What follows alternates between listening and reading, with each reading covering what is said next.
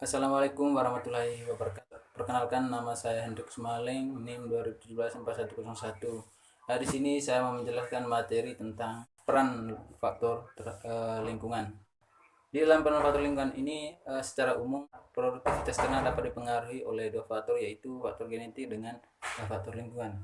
Di mana di dalam faktor lingkungan ini, ketika kita memilih bibit unggul dan melakukan perkawinan silang serta melalui seleksi akan memberikan atau mendapatkan produktivitas yang maksimal. Akan tetapi ketika misalnya di dalam suatu lingkungan itu tidak mendukung atau tidak merasa nyaman bagi ternak, akan menghasilkan atau mendapatkan produktivitas yang paling rendah. Di dalam faktor lingkungan ini juga terdapat dua, yaitu lingkungan abiotik dengan abiotik. Di dalam lingkungan abiotik meliputi semua faktor fisik dengan kimia. Di dalam lingkungan abiotik dapat menentukan kepada ternak apakah berada pada kondisi cekam dingin, nyaman ataupun cekam panas. Dalam komponen lingkungan abiotik diutamakan atau dipengaruhi nyata terhadap lingkungan adalah yang pertama temperatur udara, kelembapan udara, curah hujan, dan kecepatan angin. Dengan demikian pula sebaliknya, ketika lingkungannya tidak akan banyak membantu jika ternak yang dipelihara mempunyai mutu genetik yang rendah. Sedangkan di lingkungan biotik, di dalam lingkungan biotik ini merupakan interaksi antara atau melalui makan, air minum dengan predasi, penyakit, serta interaksi seksual dengan sosial.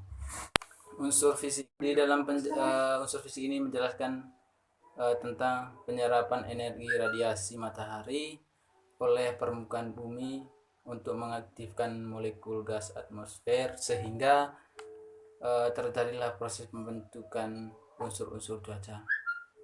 Di dalam perubahan tersebut meliputi pemanasan dan pendinginan udara serta gerakan vertikal dan horizontal udara, penguapan dan kondensasi uap air, pembentukan awan dan presipitasi. Keadaan sesaat dari cuaca serta perubahannya dapat dirasakan dan diukur berdasarkan perubahan fisika atmosfer yang kita istilahkan unsur cuaca. Aktivitas dan gerakan atmosfer lebih jauh dipengaruhi oleh faktor lingkungan seperti fisiografi bumi dan posisi tempat serta pencampuran udara dengan atmosfer lain pada lingkungan. Faktor lingkungan tersebut selanjutnya disebut faktor pengendalian cuaca atau faktor pengendalian iklim. Radiasi matahari. Radiasi matahari yang diterima di permukaan bumi merupakan sumber energi utama untuk proses fisika atmosfer.